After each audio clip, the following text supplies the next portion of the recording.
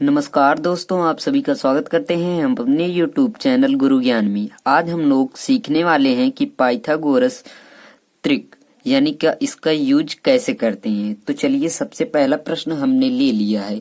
तो इसमें देखिए, यह जो पाइथागोरस त्रिक है यह सिर्फ समकोण त्रिभुज के लिए ही लागू होता है। तो क्या होता है? वो होता है, देखिए सिंपल सी बात है, यह होता है कर्ण का स्क्वायर बराबर आधार का स्क्वायर धन लंब का स्क्वायर। यही हमारा पाइथागोरस त्रिक है। तो समझिए, यहाँ पर देखिए आधार तो हमें दिया हुआ है और लंब भी दिया हुआ है, हमें कर्ण ज्ञात करना है। तो चलिए इसी फार्मूले पे हम लोग इसको रख देते हैं। तो देखिए, कर्ण तो हमें ज्ञात नहीं है, इसलिए कर्ण का ज्यों का त्यों लिख देंगे, इसका स्क्वायर। देखिए आधार कितना है, हमारा आधार है 15, तो 15 का स्क्वायर यहाँ पर हम लोग करेंगे। और धन में है लंब का स्क्वायर, यानी कि लंब 8 का स्क्वायर। 8 यहाँ पर लंब है, 8 सेंटीमीटर, 8 का स्क्वायर। अब देखिए कर्ण का स्क्वायर बराबर हो जाएगा, देखिए क्या होगा जब हम 15 का स्क्वायर करेंगे। तो 15 का स्क्वायर कितना होता है? 15 का स्क्वायर होता है 225, और धन में 8 का स्क्वायर होता है 64। ठीक है, अब इन दोनों को हम लोग जोड़ लेते हैं। तो कर्ण का स्क्वायर बराबर कितना हो जाएगा?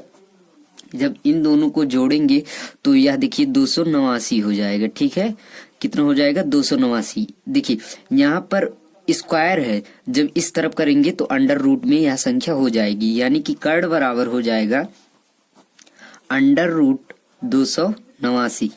ठीक है, उसके बाद देखिए कर्ण बराबर क्या हो जाएगा? 289 का वर्गमूल क्या होता है? 289 का वर्गमूल 17 होता है।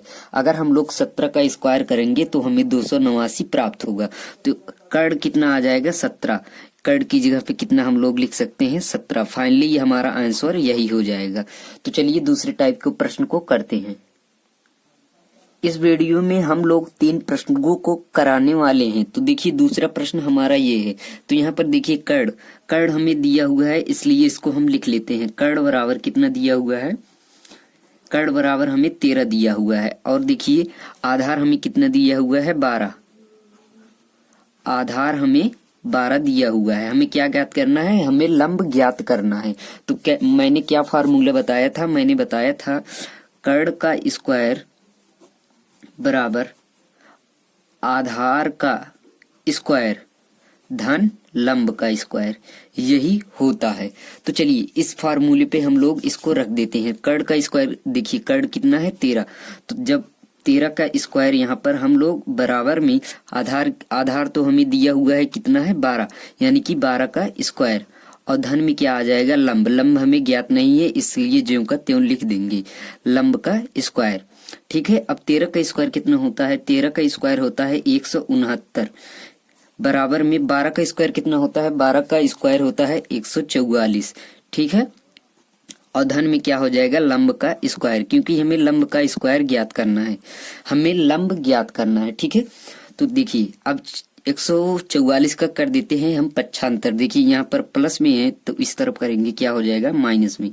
169 माइनस 144 हमारा हो जाएगा, बराबर में लंब का स्क्वायर। ठीक है, उसके बाद देखिए जब हम लोग 100, यहाँ पर 69 है, जब 169 में से 144 को घटाएंगे तो कितना बच जाएगा?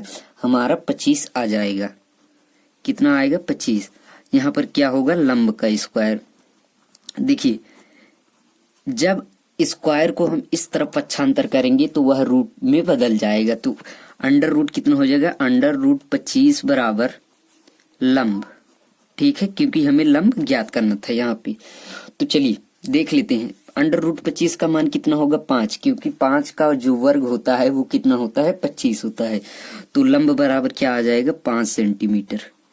फाइनली हमारा यही आंसर हो जाएगा। ठीक है, यहाँ पर कितना आएगा? 5 सेंटीमीटर। तो चलिए तीसरे टाइप के प्रश्न को करते हैं। तीसरा टाइप का प्रश्न हमारा रहा ये। तो चलिए तीसरे प्रश्न में देखिए, फिर से हमें कर्ण दिया हुआ है। तो कर्ण कितना है? कर्ण हमारा है जो कर्ण बराबर कितना है? 13 सेंटीमीटर। ठीक है, और जो लंब है, लंब है वो दिया हुआ है 5 सेंटीमीटर। तो हमें क्या ज्ञात करना है, हमें आधार ज्ञात करना है। तो मैंने जो फार्मूला बताया था कर्ण का स्क्वायर बराबर होता है आधार का स्क्वायर धन लंब का स्क्वायर। ठीक है, तो चलिए इस फार्मूले पे हम लोग रख देते हैं। तो यहाँ पर देखिए कर्ण का स्क्वायर कह रहा है, कर्ण हमें दिया हुआ है 13 सेंटीमीटर, तो यहाँ पर 13 का कर देते हैं स्क्वायर, बराबर में कितना हो जाएगा आधार हमें दिया हुआ नहीं है, हमें ज्ञात करना है। तो आधार जैसा है वैसा हम लिख देंगे, आधार का स्क्वायर धन में क्या है लंब कितना दिया हुआ है 5 सेंटीमीटर, तो यहाँ पर 5 का स्क्वायर कर देते हैं क्योंकि यहाँ पर स्क्वायर है। तो 13 का स्क्वायर करेंगे कितना होगा, 13 का स्क्वायर होगा 169 और बराबर में हो जाएगा आधार का स्क्वायर धन, देखिए 5 का वर्ग कितना होता है, 5 का वर्ग 25 होता है। तो जब हम लोग देखिए 25 का पक्षांतर इस तरफ करेंगे तो जो ये प्लस का 25 है इस तरफ जाएगा तो कितना हो जाएगा माइनस का 25, यानी कि लिख सकते हैं 169 माइनस 25 बराबर में क्या हो जाएगा आधार का स्क्वायर। तो जब हम 169 में से 25 को घटाएंगे तो कितना आ जाएगा 144, कितना आ जाएगा 144 बराबर में क्या हो जाएगा आधार का स्क्वायर। तो यहाँ पर देखिए अगर हम रूट जो स्क्वायर है उसका पक्षांतर इस तरफ कर दें तो क्या हो जाएगा अंडर रूट हो जाएगा, तो यानी कि अंडर रूट 144 बराबर आधार, क्योंकि हमें आधार ज्ञात करना था इसलिए हम स्क्वायर का पक्षांतर इस तरफ कर दिए। ठीक है, उसके बाद देखिए 144 का जो वर्गमूल होता है वो क्या होता है 12, क्योंकि 12 का स्क्वायर जो होता है वो 144 होता है, इसलिए जो आधार हमारा होगा वो 12 सेंटीमीटर होगा।